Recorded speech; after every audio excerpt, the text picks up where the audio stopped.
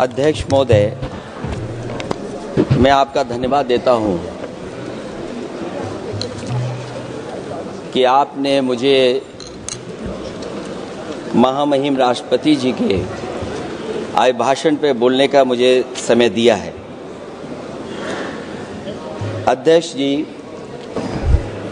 मैं सबसे पहले आपका अभिनंदन एवं अभिवादन करते हुए आग्रह करना चाहूँगा कि मुझे बोलने के लिए जो समय दिया है, मैं उसमें से 2 मिनट का समय महाकुंभ हादसे का शिकार लोगों की आत्मा की शांति के लिए खड़े होकर के मौन रखना चाहूँगा। अगर किसी अन्य को भी सच्चे मन से मृतकों के प्रति सच्चा भाव है तो वो भी हमारे सांसदों के साथ खड़ा होकर के ये मौन श्रद्धांजलि अर्पित कर सकता है। ये माननीय सदस्य अध्यक्ष महोदय, अगली लाइन अध्यक्ष महोदय, ये विषय अध्यक्ष महोदय, आप सीनियर लीडर हैं। अध्यक्ष महोदय, ये अधिकार आपका है। कभी नहीं रही। ये मैंने विषय मेंशन करते हुए भरोसा है इस विषय पर मौन कर दिया था, इसलिए अध्यक्ष का अधिकार है। हाँ, मैं वही अध्यक्ष महोदय, ये जो बात मैं शुरू कर रहा हूं, जहां मैंने मौन 2 मिनट के लिए श्रद्धांजलि की बात की है, ये अधिकार मेरा नहीं है अध्यक्ष महोदय, ये अधिकार आपका है। मुझे पूरा भरोसा है आप पर कि जब अभिभाषण की चर्चा खत्म हो रही होगी उस समय 2 मिनट का मौन श्रद्धांजलि जरूर दी जाए जो श्रद्धालुओं की जान गई है। नहीं अध्यक्ष महोदय, नहीं अभी 1 मिनट आप लोग कुछ मत बोलो। नहीं कुछ नहीं। अध्यक्ष महोदय, अभी तो अध्यक्ष महोदय मैंने बात शुरू नहीं की है, और जिन लोगों को तकलीफ है और जिनको दुख होना चाहिए उनके बारे में मैं, हालांकि वो बाद में कहना चाहता था महाकुंभ के बारे में, लेकिन अध्यक्ष महोदय क्योंकि बहुत सारे माननीय सदस्य ये सुन नहीं सकते हैं, इसलिए मैं बात वहीं से शुरू करता हूं। आप देश के परम अभिभावक होने के नाते हमारा आपसे अनुरोध है कि जहां सरकार बजट के आंकड़े लगातार दे रही है, और जब मैंने अभिभाषण पढ़ा अध्यक्ष महोदय, बहुत सारे आंकड़े सरकार ने दिए हैं। आंकड़े देने से पहले महाकुंभ में मरने वालों के आंकड़े भी दे दें।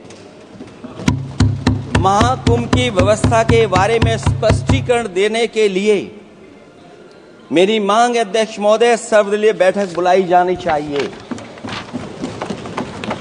महाकुंभ आपदा प्रबंधन व खोया पाया केंद्र की जिम्मेदारी सेना को दी जाए। महाकुंभ हादसे के शिकार लोगों की मृत्यु, घायलों का इलाज, दवाइयों, डॉक्टर, भोजन पानी, परिवहन की उपलब्धता का आंकड़ा संसद में पेश किया जाए।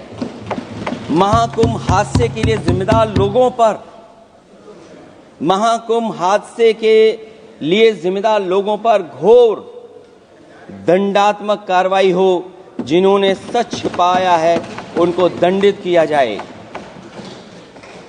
अध्यक्ष महोदय, हम डबल इंजन की सरकार से पूछते हैं, अगर अपराध बोध नहीं था तो आंकड़े दबाए, छिपाए और मिटाए क्यों गए हैं? सच छिपाना और मिटाना भी तो अपराध है। इसका दंड कौन भुगतेगा अध्यक्ष महोदय? जहां इंतजाम होना चाहिए था वहां प्रचार हो रहा था। एक धार्मिक समागम में डबल इंजन का राजनीतिक प्रचार अशोभनीय है, निंदनीय है। इतने बड़े हादसे के बाद कम से कम अब तो वो होर्डिंग उतरवा देना चाहिए।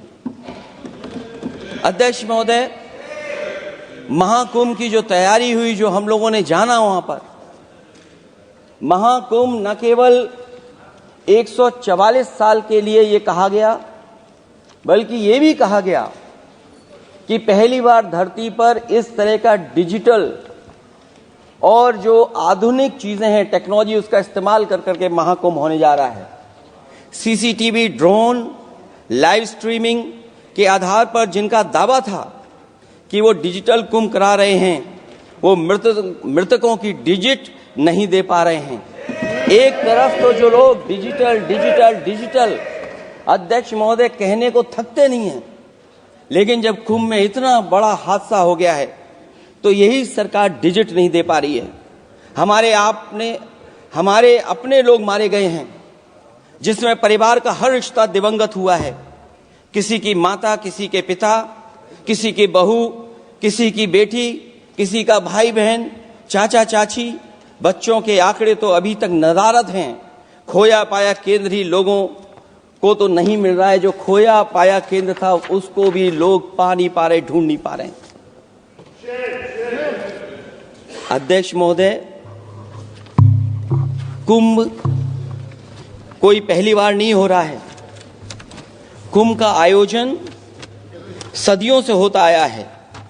हमारे पौराणिक और हमारे इतिहास के दस्तावेज ये बताते हैं कि समय समय पे जो भी सरकारें रही होंगी, जिसका भी राज रहा होगा अध्यक्ष महोदय, उसने महाकुंभ या इस तरह के कुंभ का आयोजन किया है।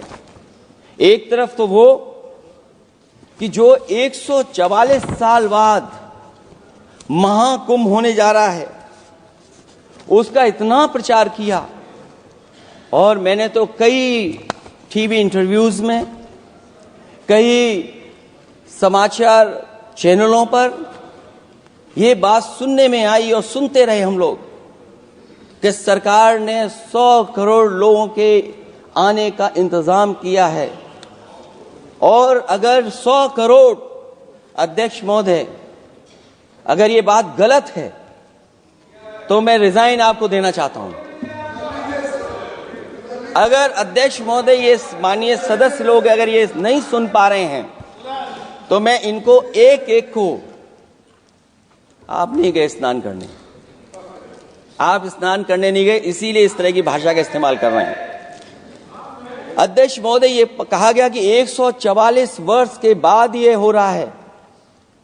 जहां तक मेरी समझ और जानकारी कहती है, जो एस्ट्रोनॉमी और एस्ट्रो चीजों को समझते होंगे वो ये स्वीकार करते होंगे, जो भी कुंभ होता होगा वो 144 वर्ष के बाद ही होता होगा।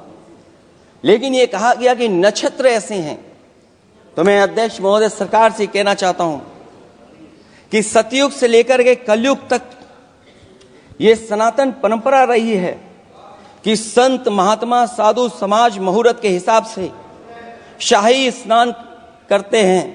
उसमें नक्षत्रों के हिसाब से जो सहयोग बनता है वही शाही स्नान का मुहूर्त होता है।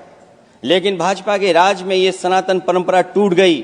पहले सरकार ने संत समाज को शाही स्नान रद्द करने का आदेश दिया, जिससे अनादिकाल की सनातन परंपरा टूटी। और फिर जब देश भर में ये बात उठी, तो उन्होंने हादसे को छिपाकर फिर से आदेश दिया कि अखाड़े शाही स्नान करने जाएं। इससे सरकार ने पावन मुहूर्त के स्थान पर अपने मनमाने समय पर स्नान कराने का आदेश दिया। बात उस दिन या तिथि की नहीं होती है, बल्कि निश्चित मुहूर्त काल की होती है। ये सनातन परंपरा तोड़कर इन लोगों ने अच्छा नहीं किया।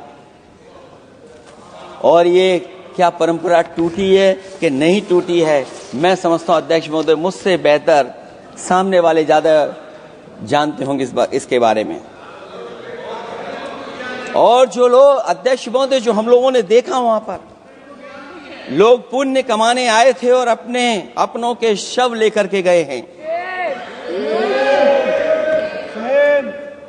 चमत्कारी करिश्मा तो ये हुआ है, श्रद्धालुओं के शव मिल गए थे, पर सरकार स्नान करने वाले मरने वालों की बात स्वीकार नहीं कर रही थी। और इससे ऊपर ये बात जो वहां पर और हुई, अध्यक्ष महोदय,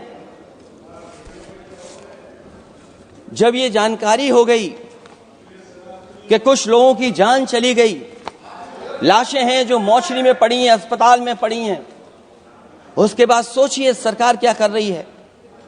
अपने सरकारी हेलीकॉप्टर में फूड भर करके फूलों को डालने का काम किया। सोचिए ये हमारी कहां की सनातनी परंपरा है। मैं जानना चाहूंगा सदन के माध्यम से, हमारे माननीय सदस्य बताएं कि जहां लाशें पड़ी रही हों, न जाने कितनी चप्पलें पड़ी थीं, न जाने कितनी चप्पलें पड़ी थीं, न जाने कितने कपड़े पड़े थे, महिलाओं की साड़ियां थी, कपड़े थे,